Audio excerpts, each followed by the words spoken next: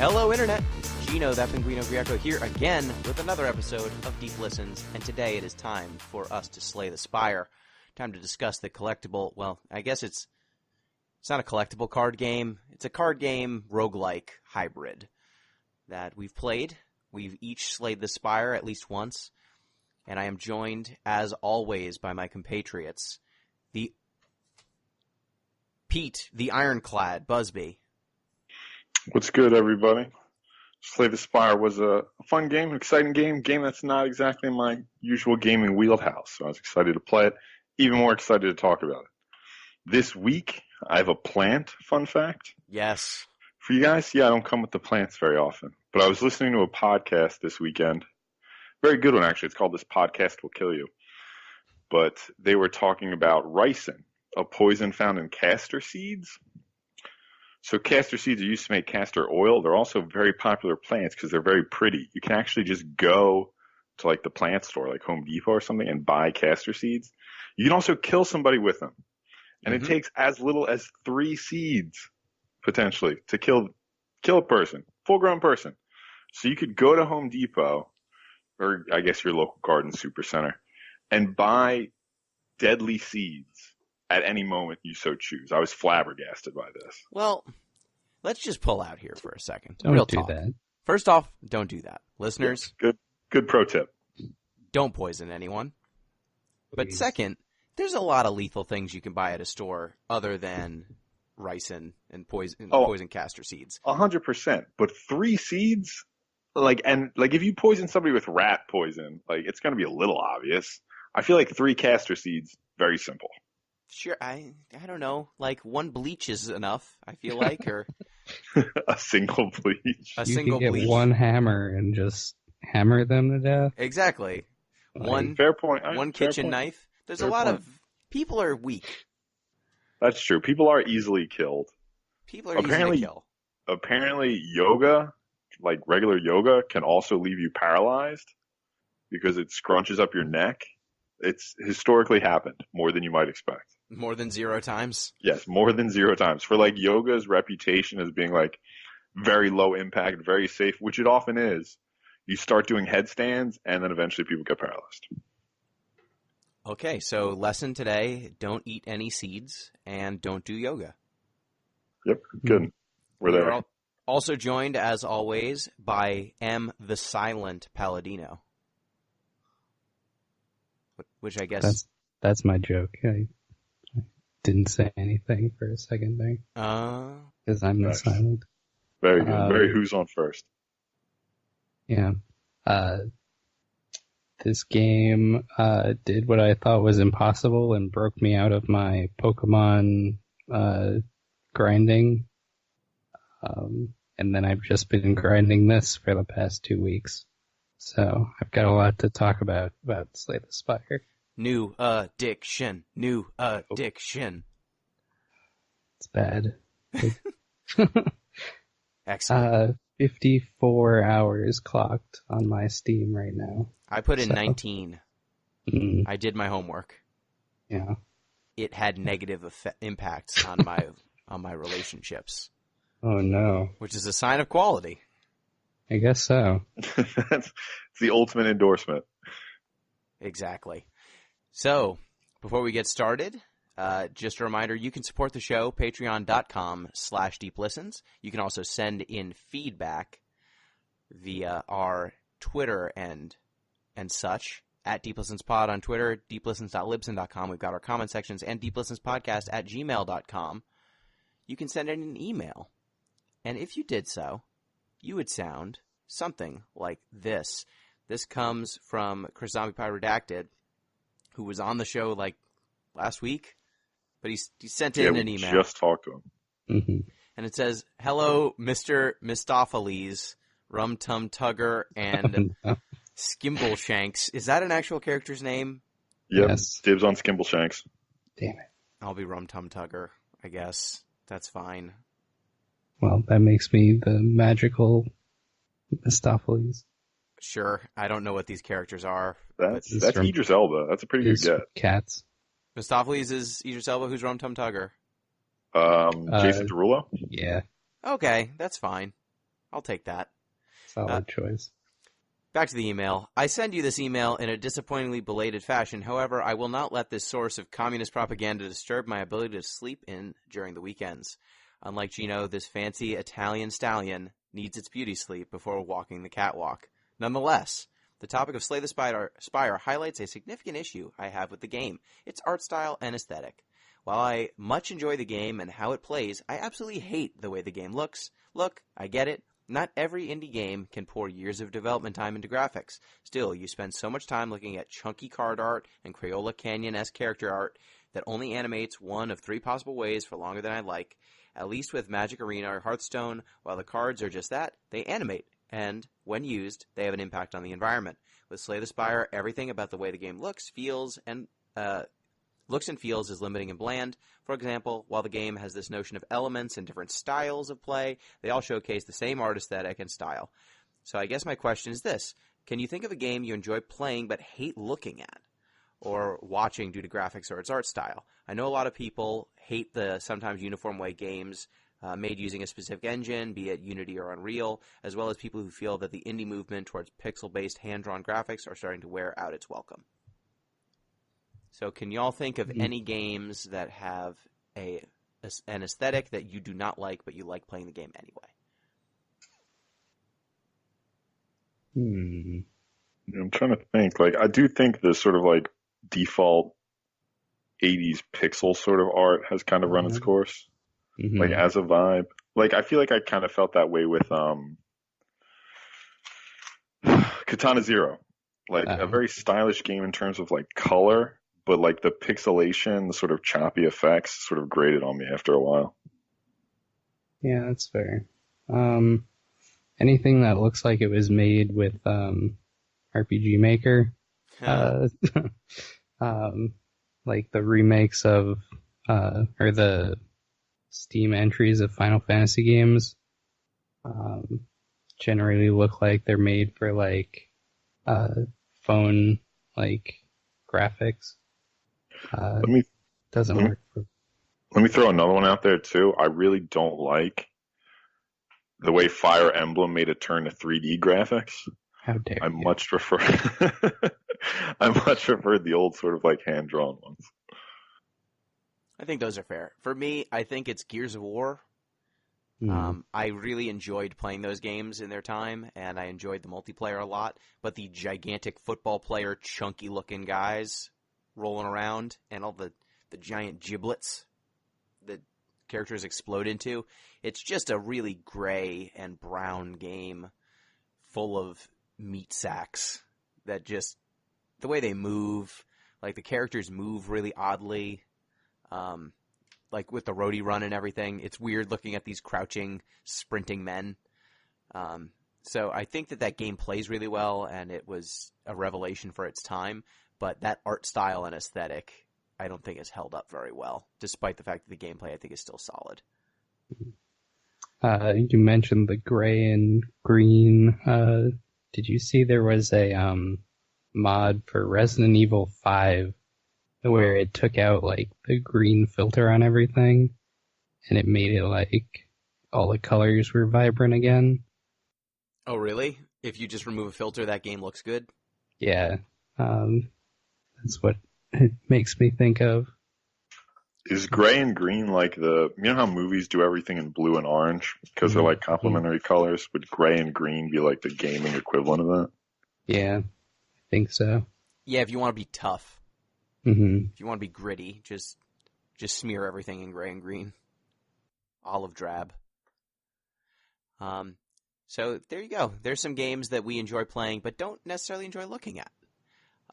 So, Em, it's time once again for the Discord report. The Discord report.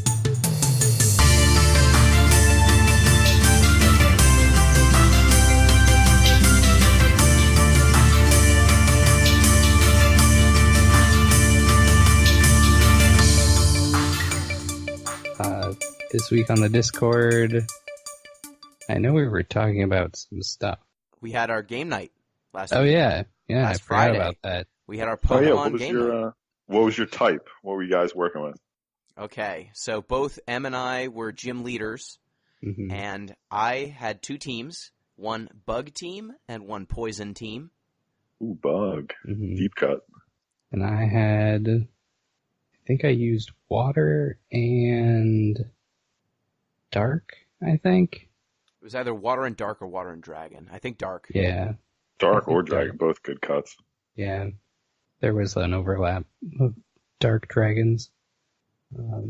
Yeah, so we both got housed by Discord user Soup. So my bugs, at first I was okay. I had an Escavalier, which it's a snail wearing like a suit of armor. So get it, Escavalier. It was up against some sort of psychic. What's that weird thing that looks like it's a bunch of bundle of cells? It's a ranunculus, something of that sort. Yeah, so Soup was using this large, tanky character and just boosting its stats over and over and over again. But my Escavalier had Swords Dance, so I just boosted my attack so high and then used X Scissor, and it just one-shotted it. But then, unfortunately, what's the penguin with the ice cube for a head? Ice Cube. Ice Q. His second character was Ice Q. And Ice Q, when you hit it with a physical attack, instead of taking damage the first time, it shatters its Ice Cube head, and it just takes no damage. And I had no way to interact with it other than physical attacks. So it tanked the first. It used Belly Drum, which maxes out your attack and then halves your HP. But I couldn't damage it. So then he just one-shot my next two bugs. Yeah. Question. It's unfair. Go ahead. Not to interrupt. Actually, tell you what, I'm going to interrupt. So, Em, why don't you discuss yours first? So I used a water team, and then I ended up just running up against the ranunculus, and I couldn't do enough damage to actually kill it. And my strategy was to use status effects, but it has an ability that makes it so status effects don't do any damage. So that was useless. And then eventually I just died because he boosted his stats so high that I couldn't do anything. And the next one, I think the Ice Cube, I couldn't get past its defenses, and ice against either dragon or dark. I can't remember what. Yeah, so what happened, I believe, to both of us was with my poison types, I was okay for... I should have been okay, but he was using Corsola, which, Pete, are you aware of the fact that in this Pokemon game there are different versions of standard Pokemon? Like, because you're in the Galar region, there's a slightly different... There's a Meowth that instead of just being normal type is normal and steel. I might have been aware of that. So Corsola... These and stuff now. Yeah, Corsola is normally a water Pokemon, but in this version, it is water and ghost because it's a coral reef that's dying. That's grim. Is that the reason? Yeah, it's a ghost coral reef from coral reefs that have dried up. So it has an ability called Cursed Body, which whenever you damage it, there's a 1 in 4 chance of whatever move damage it just becoming disabled temporarily. Yep. Yeah, that did me in. So my first attack on it dealt like 75% of its HP and knocked off its item so it couldn't heal itself anymore. But I lost the ability to use my super effective move just because I dealt damage to it. And then it just kept gaining HP and running me out of moves. Yeah. And it basically killed all 3 of my characters. Yes. In my second match, I was up against the Corsola as well, and I used a dragon that had an item which makes it so you can only use one move, but it's boosted by a lot, and so I used that, and I whittled down its HP, and then on the second attack, I forgot I had that item attached, so I used that attack again, but because it was disabled, it just made me hurt myself because that's what happens if your Pokemon has no moves. You just struggle, and that cost me the match, basically. Yep. Yeah. So it was really fun stuff, but we were defeated. Can I interrupt now? Yes. So I'm not playing this generation, so I don't know what the Pokemon's called, but I have seen the pictures of the new Sniper Super evolution. Yeah. Super weird. I'm not sure what's going on and why they gave that Pokemon a gun. So it's Inteleon, right? That's the name? Yes. So Inteleon is the water starter, and each of the starter Pokemon has a signature move that only they have, and Inteleon's move is Snipe Shot. So it shoots a water bullet out of its fingertip. So its Gigantamax form has a sniper tower, and then it's got a gun attached to its finger. So when it shoots the Snipe Shot, it shoots the Snipe Shot out of a gun, which is cool as hell. Mm-hmm.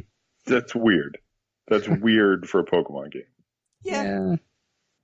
It's got a sniper tower. I mean, the gorilla in this game has a drum set. Yep. So it's an odd Pokemon game. Mm-hmm. But that stuff isn't out yet. That's the next expansion, which people are mad about already, because DLC in a Pokemon game, oh no. What a nightmare, instead of buying an entirely new Pokemon game. Yeah. slightly... Instead of buying Crystal version, or Emerald, or Platinum, or any of those or other Yellow. games that were third in the series main entries. People are ridiculous. People are too much. Yeah. But that is neither here nor there for this. We will probably be doing another Pokemon game night at some point where Em and I are not constrained to just use one singular type. But we need to spend some time training up. My Pokemon are not ready for that. They're not ready for the Thunder. Yeah, but it was fun. I have a reward for the next time around. I got some shiny Zigzagoon. So if you know what those look like, they're goodness. Like pink. Yeah. You want to win one of those? Those are the red and blue ones? Yeah. Oh, fuck. Those look so good. Oh, they're so good. I got two, so one for me and then one for whoever wins. How'd you get a second one? I was just breeding a bunch and then another one hatched. I was like, well, I didn't need it, but okay. Shit. So. Okay, well, if this sounds cool to you, remember, you can join the Discord by supporting us on Patreon, patreon.com/deeplistens. Get in on these game nights. We got shinies. We're giving them away. And we're chumps. We're easy to beat. Actually, M's not easy to beat. I'm a chump. I'm easy to beat. Before we did the actual game night, Gino and I were playing, and I think Gino got me once. Yeah, you beat me 7 times. Yep. You beat me 7 times. I won once. There When was we one both time lost. I had you and then lost to my own hubris. What happened? You were almost dead, and I should have just used a super effective move, but instead I used Gyro Ball. Yes. And dealt not quite lethal damage, and then lost. Like an idiot. So right before... Now it is time for my segment, for my obsession of the week. And my obsession this week is with Making It, featuring Amy Poehler and Nick Offerman. Have you heard of this show? Oh, yeah. No, I've never even heard of it. Ooh, it is a game show hosted by Amy Poehler and Nick Offerman. It is a maker challenge. So they've got I think about, it's either 8 or 10 contestants in a barn. And every week there are 2 challenges to make something out of kind of arts and crafts goods, woodworking. Sometimes there's calligraphy involved. It's 2 different challenges each week. The prizes for winning each challenge is a badge, basically. Like a merit badge. And at the end of the show, the master maker is crowned, and they get $100,000. But the maker challenges could be anything from like, okay, we want you to make an invitation to a party, but it needs to be creative, something non-standard.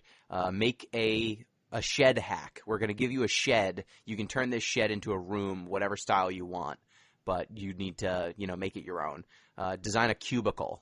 we're going to give you the cubicle, but then you need to come up with whatever design you want. Here's design. We're going to give you a wall. Turn this wall into something creative.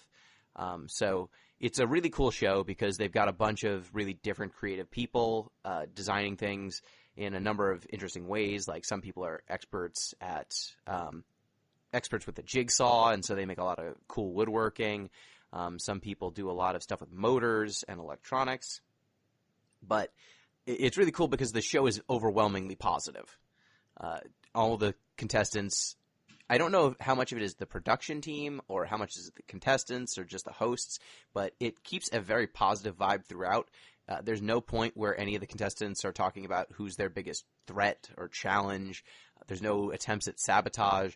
Like they make sure to highlight when competitors are helping each other, like teach skills, or there's even sometimes where people are running out of time and the people who are already done will come and help the person who is falling behind finish their work instead of just kind of sitting and saying, screw you.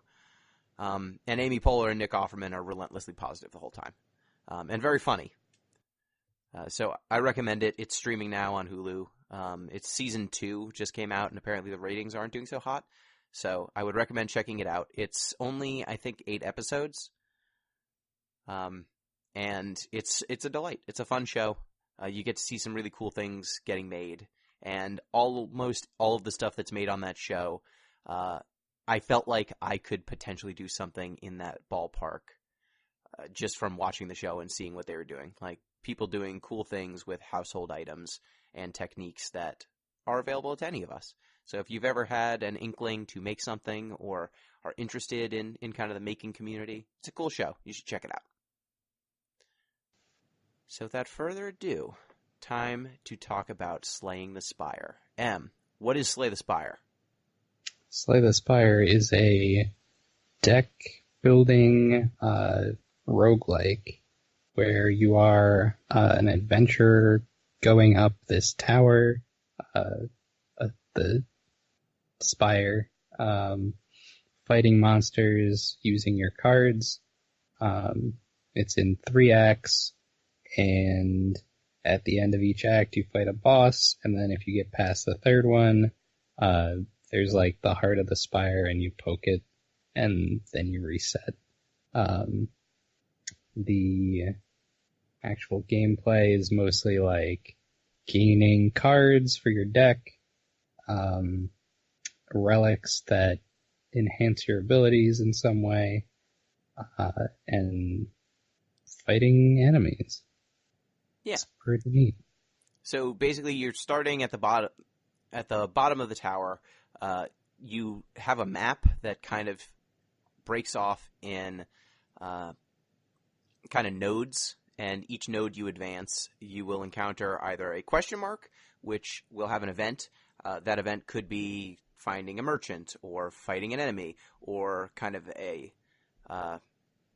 dialogue prompt where you'll kind of get to pick what option you want to do out of a handful of options, and that can give you an artifact, or it can damage you, or it can adjust your deck.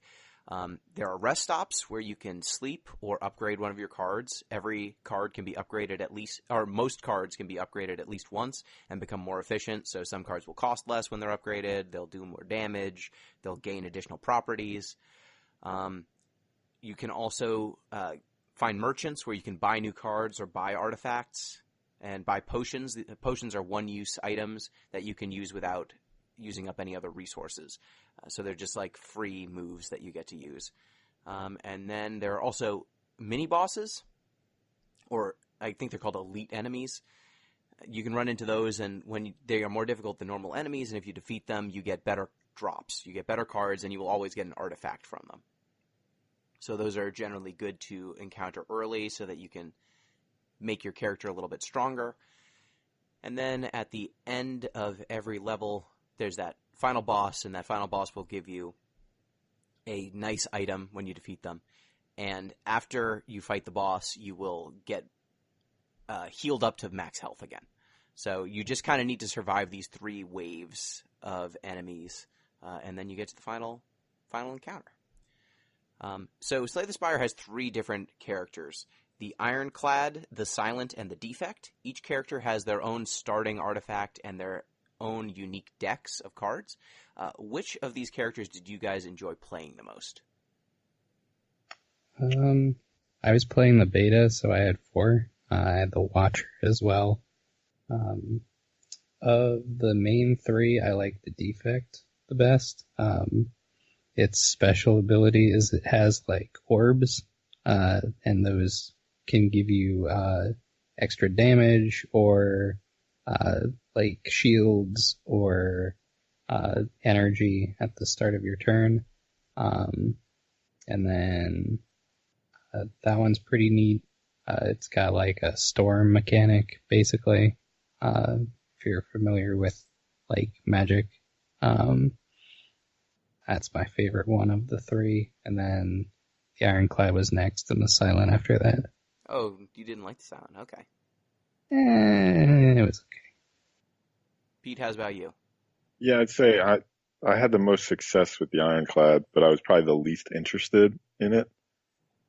My favorite was, oh man, and I forget his name now. I feel so terrible. The robot, the orb guy. Defect. The Defect. Mm-hmm. I was most interested in the Defect just because I think there's something sort of interesting about creating a whole bunch of orb slots and then spanning a whole bunch of orbs. Just having all these things floating around me like some sort of, puppet master. After that, my second favorite was probably the Silent because I'm just sort of partial to poisoning. As my Ryson fact for today fit in. And I just think there's something a little bit more interesting about the way that character played. As opposed to the Ironclad, who seemed to be sort of about basically just, mostly straightforward stat boosting and attacks, which seemed, I don't know, maybe I was oversimplifying the character in my play style, but didn't seem as interesting to me. Yeah, so I think that for me, my favorite was the Silent, probably followed by the Defect, followed by the Ironclad. But each of the characters has kind of their own 3 or 4 archetypes contained within them. And I think to its credit, Slay the Spire kind of picked archetypes that, as someone who plays a lot of card games, they were pretty recognizable to me from games like Magic. But each of the archetypes was really a different kind of degenerate deck type that I could see in Magic a lot. Like, the Ironclad had a couple of things, like using your HP as a resource. Like, there were a lot of cards that will damage you a little bit, but then give you a lot more bang for your buck in terms of energy. Because in the beginning of every round, you start with 3 energy when you start the game. And every card will cost between 0 and, I think the highest cost thing I saw was 5. Mm-hmm. But like, there's very few cards that cost 5. The most expensive cards tend to cost 3 or 4, and then there'll be like a cost decreasing mechanic associated with them, so that you can actually play them. So the Ironclad would generally, there were a couple cards that would cost very little in energy, but would deal you damage as a trade-off. So that's kind of a pretty standard trope. Like, you're trading one resource, life, in order to get more advantage in terms of energy.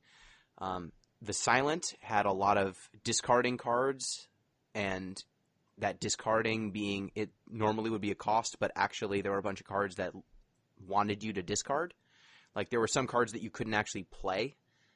They were just meant to be discarded, and then they gave you a benefit if you discarded them. So that's kind of the traditional Storm deck that I'm familiar with in Magic. Like, you're just rifling through cards, everything's free, and you're just churning through your deck as quickly as possible. And then the Defect has kind of an alternate resource that none of the other characters have in the orb slots. So you're kind of managing this extra resource. And I also found that the Defect had the most powers. We didn't really talk about the card types. There are 3 card types, or 4, I guess, technically. There's regular attacks. They always just deal damage. There are skills, which can have a number of different effects, like you can block to prevent damage. Those will usually be skill cards. Some of them will just, apply poison to an enemy. Maybe you'll get a status effect, a positive buff off of a skill. Maybe you'll just get energy. Those will tend to be skills. There are powers, which are kind of static effects that persist across multiple turns. So something like a strength boost, or maybe something that will cause you to draw an extra card at the beginning of every turn as long as you played it. So those are things where you're kind of setting up for a long game. You'll play multiple powers, and then your character will be more powered up the longer the round of combat goes. And then there's also curses, which are kind of these negative cards that get added to your deck as a trade-off for some of the more powerful artifacts and cards you pick up along your journey. So I found that the defect had a lot of powers. You set up a lot of recurring effects. And then the defect seemed to have the most zero-cost cards of any of the character types.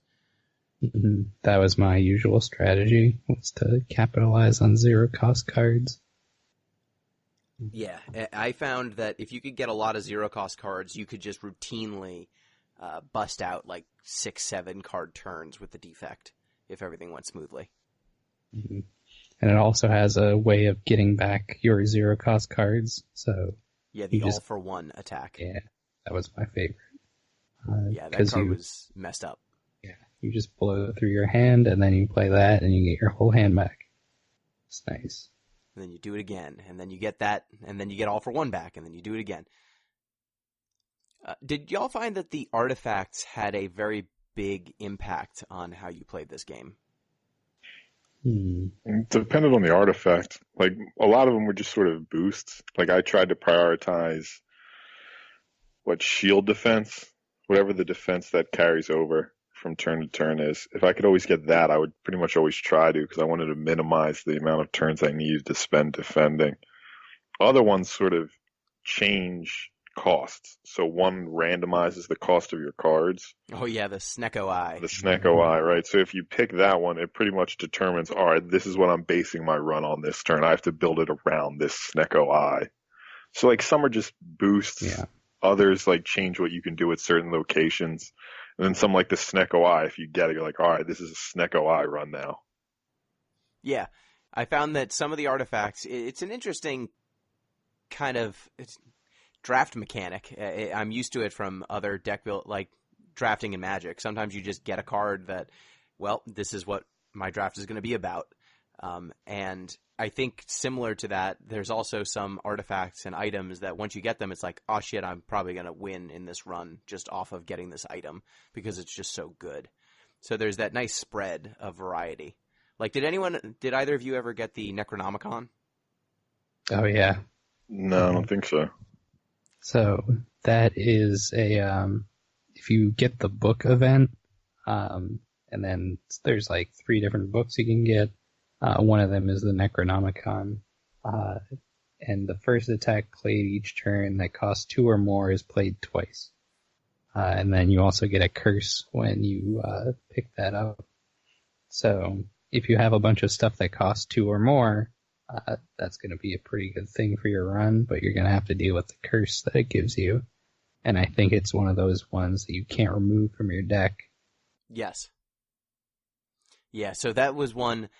I got the Necronomicon when I was playing as the Silent, and I found that the Silent was the character class that curses almost don't matter at all to the Silent, because you've got a bunch of cards at common that allow you to just discard cards from your hand very easily. So having curses in your deck when you're churning, you deliberately want to discard at least 1 to 2 cards per turn anyway. Just having a card that's like, I'm always going to pitch that is not a big deal. So with the Necronomicon, there's a card that the Silent has where, I forget what the name of it is, but if you've discarded this turn, when you play this card, it gives you 2 energy, and it costs 2 energy. Yeah, Sneaky Strike. So if you've discarded this turn, Sneaky Strike is free, basically. It costs 2, but then it gives you 2 back. But then if you have the Necronomicon, you end up ahead 2 energy after that. So it just let me play my entire hand, basically, every time I had Sneaky Strike turned on because of the Necronomicon. And that's just a ton of damage. It's very easy to set up. And so I found that there were a handful of items that if I just got them, like, did you ever have the Ever-Spinning Top? Oh yeah, that was my favorite for a Ironclad, I think it was the best with. But also the Defect can really benefit off of that. because when you go through your hand, it draws you one card. So you just end up like cycling through your deck even faster.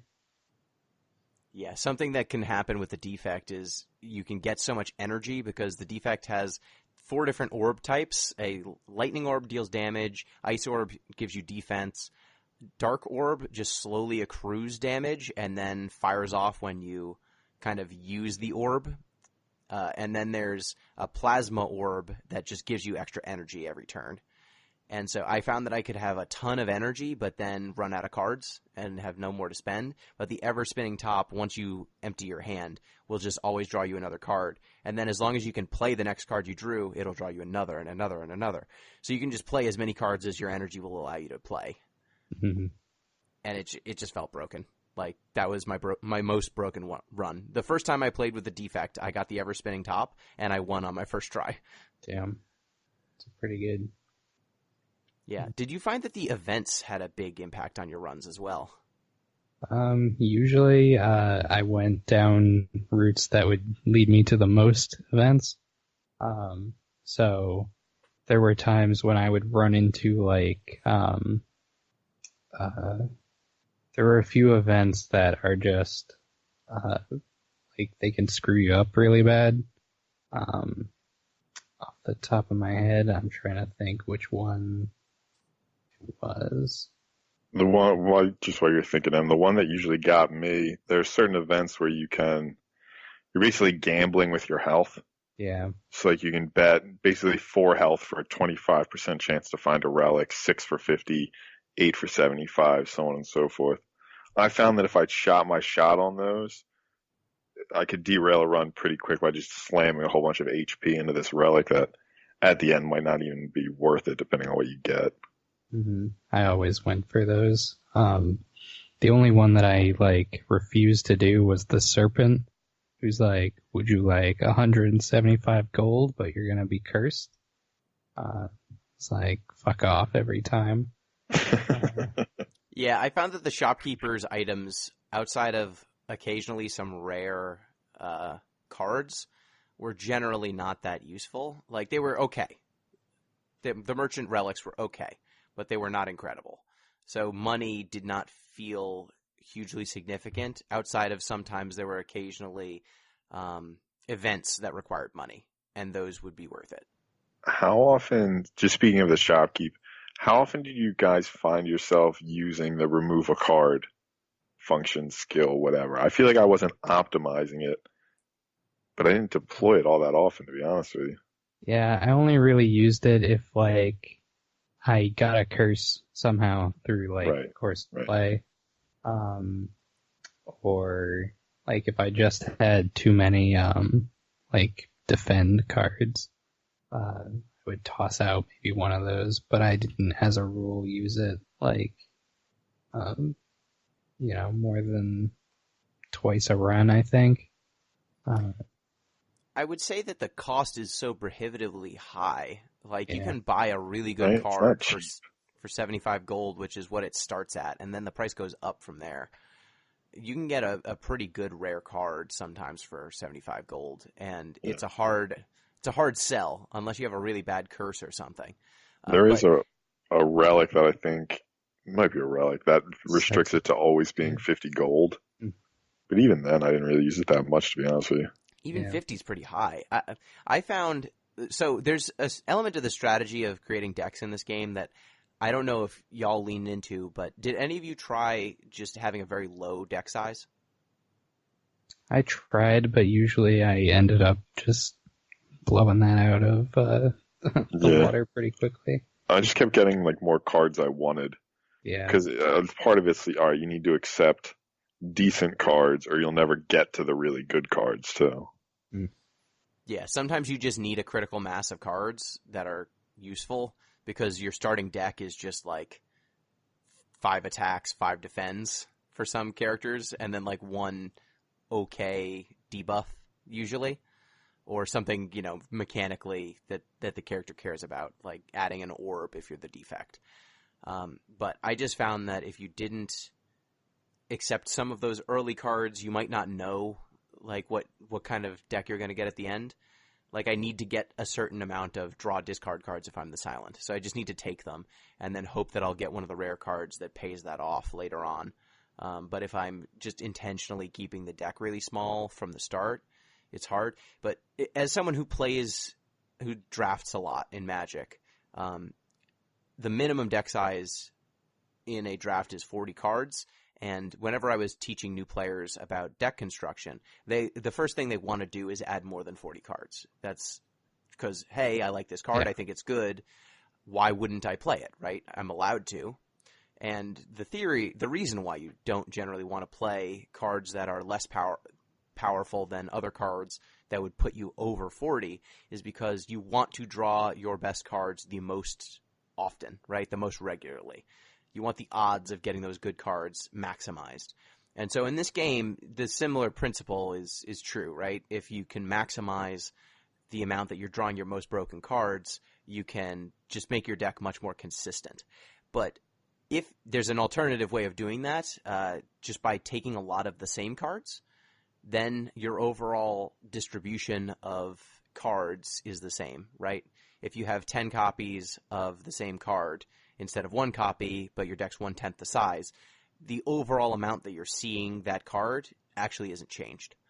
And I found that if you play with a large deck in this game, there are some cards that just reward you for having a large deck.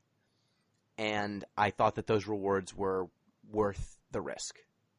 Like, curses are not especially bad if your deck size is 30 cards, right? You have a 1 in 30 chance of seeing the curse at all. You can go multiple battles without even seeing the curse.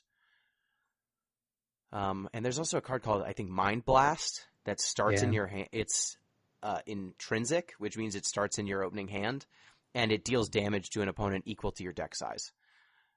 So if you have a 40-card deck, it's just like 40 damage right off the bat. Take that. Too, like, one of the keys of the game, too, you want to maximize basically your draw and your energy pool. So, like, you really want to be shuffling through cards fairly quickly. So even if you do have a larger deck size, you'll eventually get what you want, pretty soon.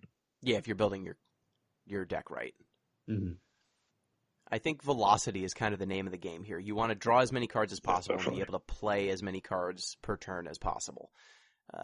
It's kind of adorable, like the cards that just block, or like add small amounts of block, because blocking, you will eventually be overwhelmed by your opponent. Almost every enemy in this game scales up instead of down in terms of strength. It's not like they're strong on the first turn and then they get weaker and weaker and weaker and you can just whittle them down. Most of the time they are escalating their strength. So if you're just trying to build block, you will eventually just be overwhelmed. You need to be able to whittle down their HP and keep your defenses up simultaneously. That's kind of the name of the game here. And that's how I actually ended up finishing with the Ironclad. I found that there's a power that whenever you add block, it just deals 5 damage. 5 damage before you upgrade it, and then 7 damage after you've upgraded it. So that allows you to simultaneously attack and block. And that's what let me kind of get over the hump with the Ironclad. But using the cards that just attacked or just blocked, I just could never get the damage output high enough.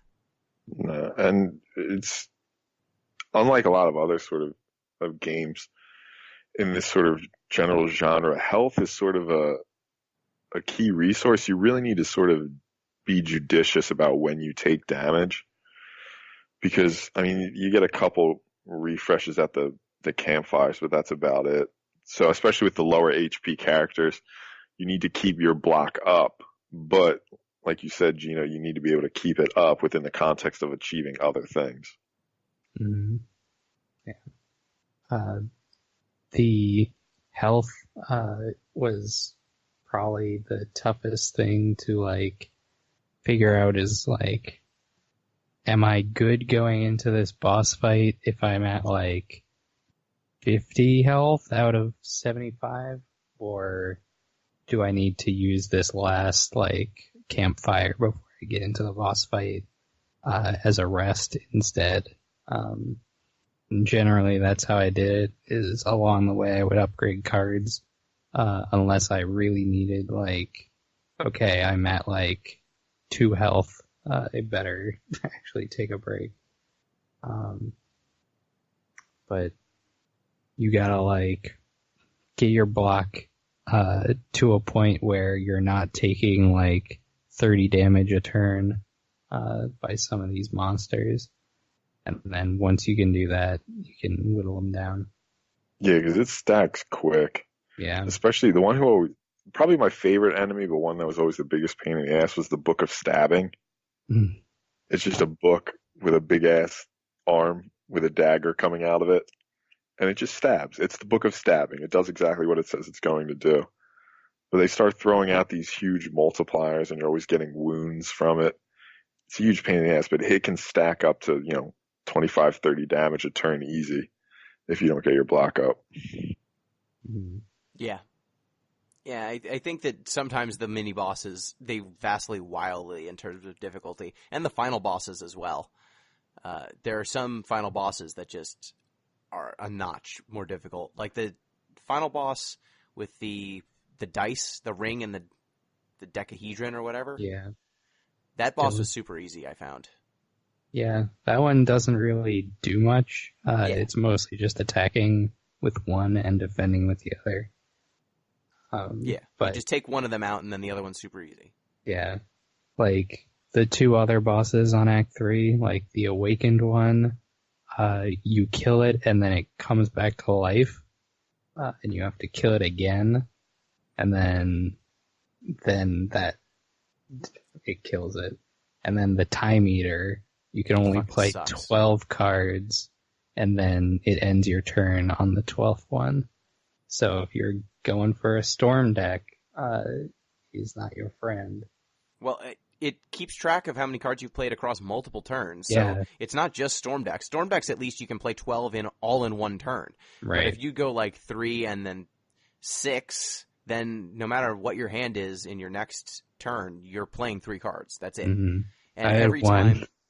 time... go ahead. I tried to cheese it because I was like, oh no, he's at 11. I better end my turn right now. And then the next turn I played 1 card and he was like, nope, you're done. Yeah. It's like, god damn it. That was the first time I came across him and I was like, aha, they didn't think of this. But they thought of it. It turns out they did. Yeah, I had a similar thing. I had a Storm turn where I was just paying attention to the Storm counter, and I had a card called Finisher with the Silent, which deals a significant chunk of damage for each attack you've played prior to that attack. And so I was trying to get as much damage stacked up before I played Finisher as possible. And I was just staring at the Storm clock like, oh, I've got plenty of energy, got plenty of it. All I need to care about is not making sure that this is my 12th card, right? And I actually ran out of energy before I could play Finisher because I was paying such close attention to the Storm count. I found that some of the bosses just have so much more that it's asking you to track that it just made it noticeably more difficult. So how did you think as a roguelike? Like, this is not the first roguelike we played for the podcast. We played quite a few. But I think this is probably the one I've enjoyed the most. I think the base gameplay, not being yet another action-adventure game, was nice. And just because the common cards and the common gameplay is pretty, I think, enjoyable, and the roguelike elements are not so powerful on how you're going to end up with your run. I found it just a pretty every run is pretty average in terms of quality, right? There's a pretty high average quality. The lows aren't that low and the highs aren't that high. Like, luck is not that huge of a determining factor, which is nice. No, and another nice thing, so what was the one where we played Dead Cells? Yes.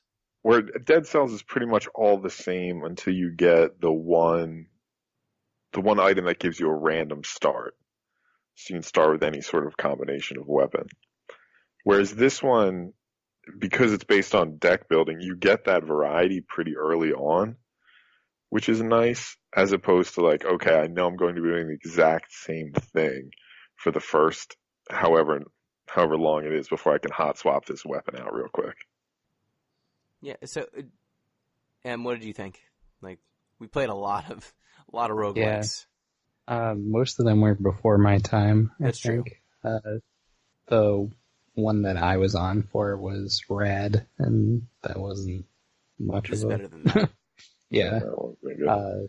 this is by far better than that. Um, I played like Rogue Legacy, stuff like that.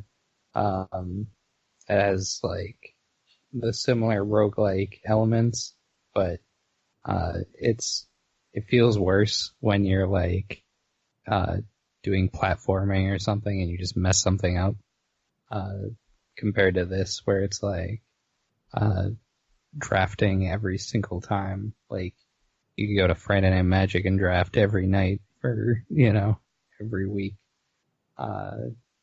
So having that like card element, I liked it a lot better than most roguelikes where you would have a run go bad and then just like, well, I guess that's it, back to square one. Did you two notice a tempo difference too? Like maybe it's just me, but I seem to find roguelikes are very frenetic, like very sort of frantic. Whereas this with the deck building, it forces a little bit more contemplation, a little bit more slower pace, which frankly I like as sort of like a gaming experience more. Yeah, I I agree with think that. that it definitely made me more measured and considered, and I felt like every single run, I was learning the mechanics of each of the characters on a much higher level instead of necessarily just learning about different items that you can get. Like some runs in Dead Cells or Rogue Legacy, I'm learning more about the specific sub-weapon that I happen to be gifted than I was the base mechanics of the game. Like maybe Right. I'll learn a little bit more about a specific boss because I actually got to the boss this time. Mhm. But I didn't feel like I was getting necessarily better at platforming because it's a platformer, you know? It's an action-adventure platformer. I've played a bunch of those over the years. I played a lot of card games, but this card game's specific mechanics are different enough that I have to learn the system again. And as I became more familiar with this game, I started noticing like the different card rarities and how the different rare cards could impact the playstyle that's most effective for your character. Like there were some times where I got for the Ironclad, like an item that would take every damage that was 5 or less and reduce it to 1. Mm-hmm. So if you could just get something to deal 5 damage, it goes down to 1 and then it's almost nothing. And then the Ironclad just heals 6 damage at the end of every battle anyway. So getting items like that or getting powers like the one that deals damage every time you block, it just unlocks a different playstyle for you. And knowing that, oh, okay, because I got this rare card, now I need to prioritize this other subset of common and uncommon cards, and it'll make my deck much stronger. You can start seeing the archetypes within these larger characters. Because I think each character has like 3 or 4 archetypes, really, that are built into them. And they are all varying levels of strength and varying levels of reliability. Like, I think that probably the self-damage version of the Ironclad might be the most explosive, but it's one that requires certain items. You really need certain rare cards to get there. You need to be able to keep your health up, so you probably need some sort of event that would let you add health reliably, or maybe you get some potions that heal you. But there are requirements that, like the blocking archetype doesn't necessarily need. The blocking archetype is mostly just 1 or 2 rare cards and then a bunch of commons. So I could reliably go for that almost every time. That's another nice synergy between a roguelite and deck building. It's like it's very easy with a sort of deck building game to get dialed into one play style that you know works consistently, so you stick to it. Whereas this forces you to reset every time. So by necessity, you need to be more flexible in the way you apply the game's mechanic and its cards. Exactly. And funny enough, as someone who's been playing Magic Arena a decent amount recently, and I'll be doing a stream on Giant Bomb sometime either next week or the week after with Rory, playing Arena for Theros. What is the subtitle? Beyond Death. Death Defied. So Arena actually right now has bots for drafting. Mm-hmm. So you don't draft against other humans. You draft against bots that are programmed to pick certain cards in a certain, I guess, hierarchy. And so that means that at the beginning of every set, almost like clockwork, the bots are broken. They will usually undervalue some sort of card or some sort of archetype, and until that gets patched out, usually you can force the same archetype every single time and just rack up wins in the first week or two on Arena, on Limited. Like in Gatecrash, not Gatecrash, the second Ravnica set, the one with Gruul and Simic and the one from last year. Guilds of Ravnica? No. Guild something. The second Ravnica set from last year, there was a while there where there was a gate archetype where you could just draft a bunch of gate cards, and then there were some uncommons that cared about how many gates you had, and it turned out that the bots just didn't value gates or the gate payoff cards very highly, so you could just force 5-color gates every single draft, and your deck would always be broken. You could run over all of your opponents because you could just take any rare card because you were playing 5 colors, and then all these uncommons were degenerately powerful. For a while in Throne of Eldraine, Mono Blue Mill was incredibly undervalued by the bots, so you could just get like 4 or 5 mill cards regularly and just mill your opponent to death. And you never had to adjust your strategy because the bots just didn't force you to.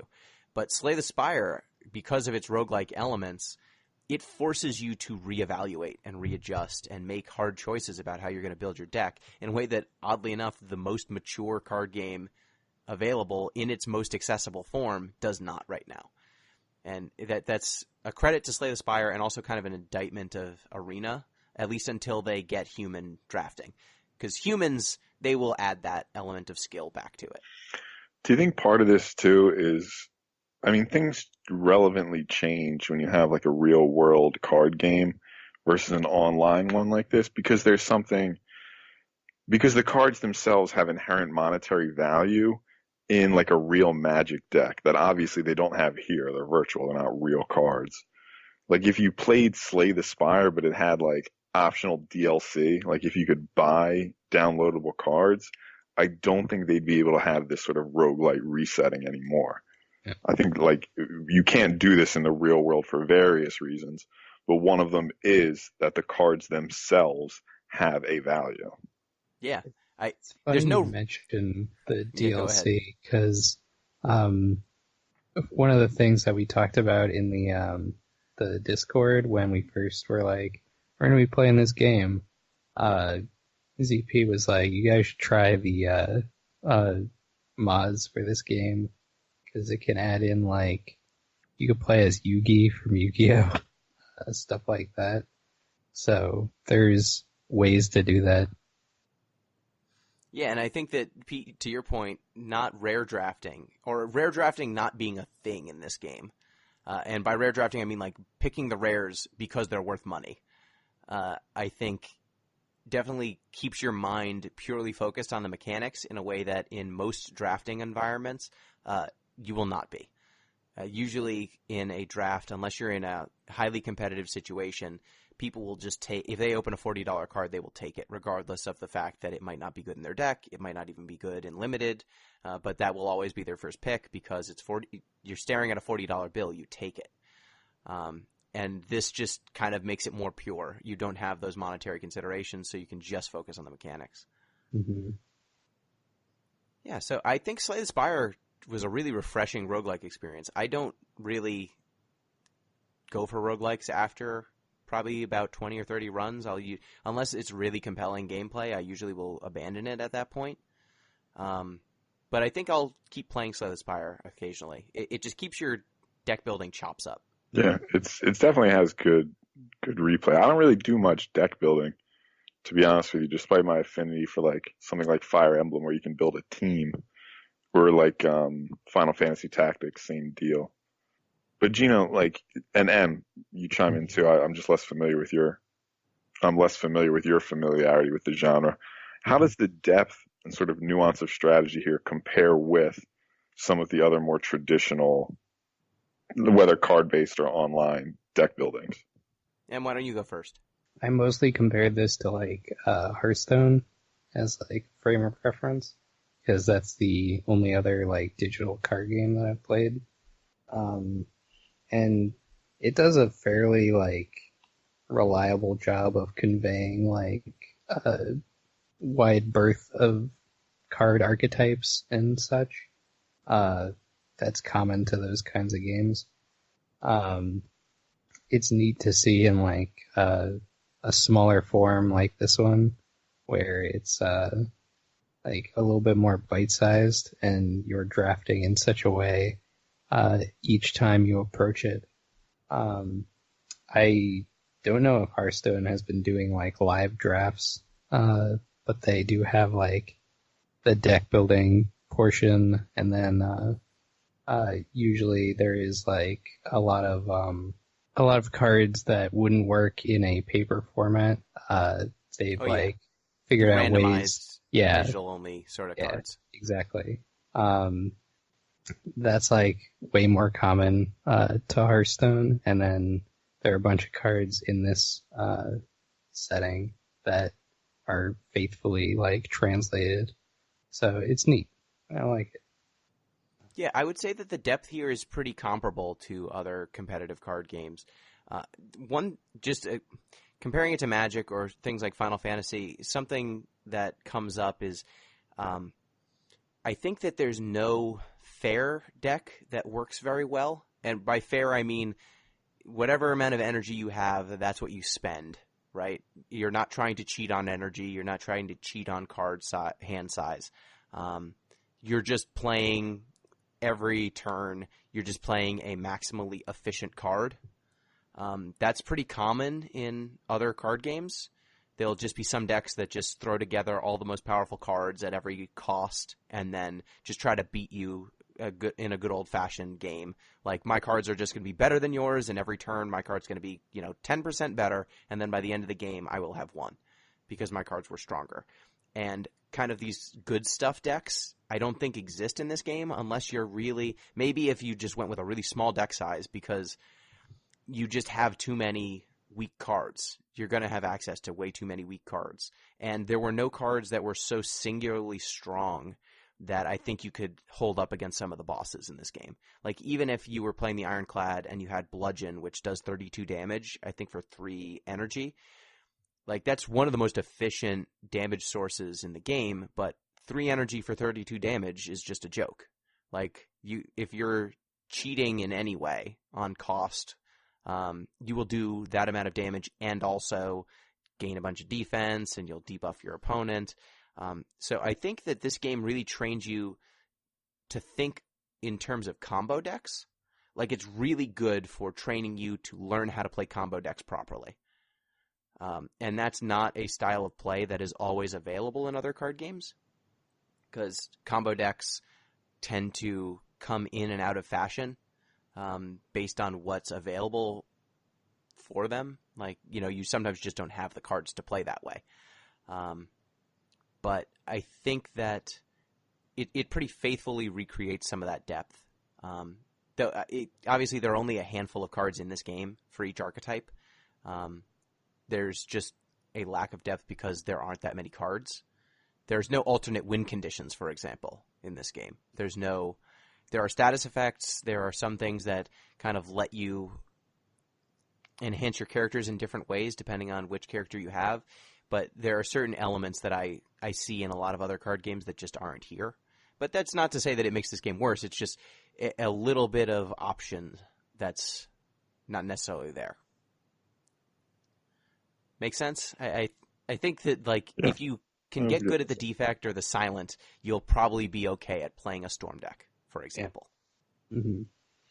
I'd be really interested to go back and do a Magic draft after having done this for 50-something hours and see if I've improved at all in, like, judging card values.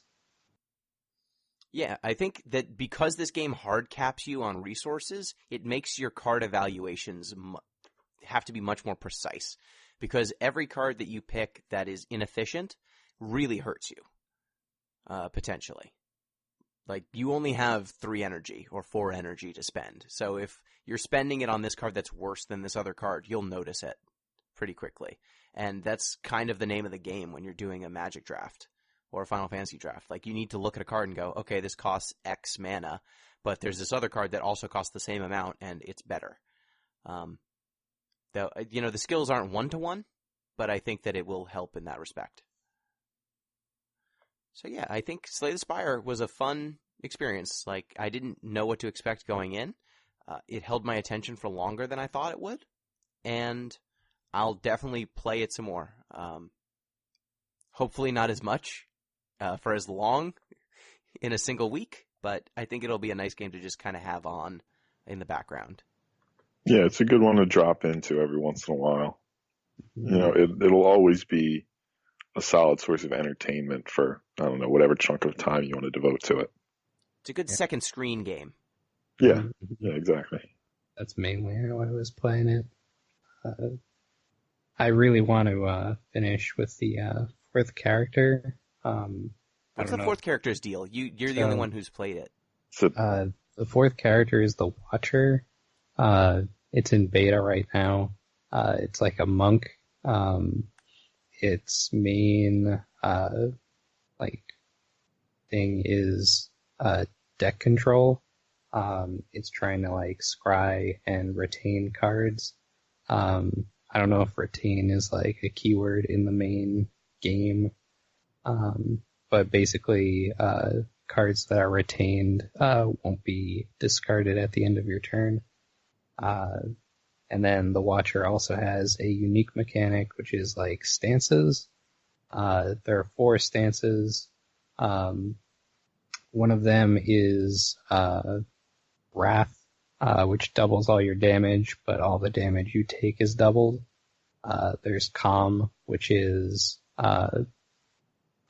it basically is nothing until you exit it, and then you gain 2 energy. And then there's Divinity, which is the ultimate thing. You can only get it by gaining an extra resource, which is Mantra. When you gain 10 Mantra, you go into Divinity. It triples your damage. It gives you 3 energy when you enter it. And it's pretty cool. And then that only lasts 1 turn. While others, you can sort of use cards to go into or out of. So it's interesting. It's a weird, kind of trying to be defensive, establish card, dominance. And then once you get your resources in order, then you just slam a Wrath card, and then you just deal it's 12 damage for every strike you have, which is pretty good if it's an early game situation. And then if you get some of the bigger cards later on, it's even better. So it's cool. If you can, I would see if you can. You basically just hit a button to enter the beta in Steam. So if you want to try it out, it's worth looking into. Yeah, it certainly sounds more complicated than the other characters. Yeah, it's a little bit more nuanced. Yeah. But it's neat. I've been playing it the past, I don't know, 3 or 4 days. And it's, got a lot of stuff to it. But, I don't know, it's cool. Nice. So, with that, I think we've slayed the Spire. I think we've done it. We have. So, it's time, once again, to pick the next show. I think we all have an agreement on the next podcast because there's a game that has been 5 years in the making that has been on my list, and I know it's been on yours to play. Pete, have you heard anything about Kentucky Route Zero? I mean, I've heard all the things you've told me, Gino, and from what you've said, I'm very much on board with checking it out. Excellent. We are going to Kentucky. We are taking Route Zero. We're going to go Weird Americana. Is the last chapter out as of now? It is coming out end of the month, okay. I believe. Do we have plans to chop this? Do we want to specify how we're doing it? So there are 5 episodes, to my understanding. Mm-hmm. Let's try to do 2 episodes see where that takes us, and then either 3 or we'll go 2, 2, 2 if there's 6. I think it's 5 episodes, so 2 and then 3, or then 2, 2, 1 if the last episode's especially. That way we can keep the new one that's spoiler full. Right. Sounds like a plan to me. Sounds good. Okay. So we are playing Kentucky Route Zero next. We're diving in finally. I've been waiting to play this game for so long. So thank you, Pete. Yeah, excited to jump into a genre I'm not too familiar with, and I think this was a good way to get introduced to it. Thank you, M. Thank you. Now that we've discussed the actual game, I'm going to download all the mods and bust it. Time to crap this game up. Yeah, I'm going to play as Yugi. We're going to play some Dark Magicians. Can't wait to see how that goes. Get some Pot of Greed. Mm-hmm. And thank you, listeners. Reminder, you can support the show, patreon.com/deeplistens. You can get in touch with the show at deeplistenspod, deeplistens.libsyn.com. We've got comment sections and deeplistenspodcast@gmail.com. Till next time, peace.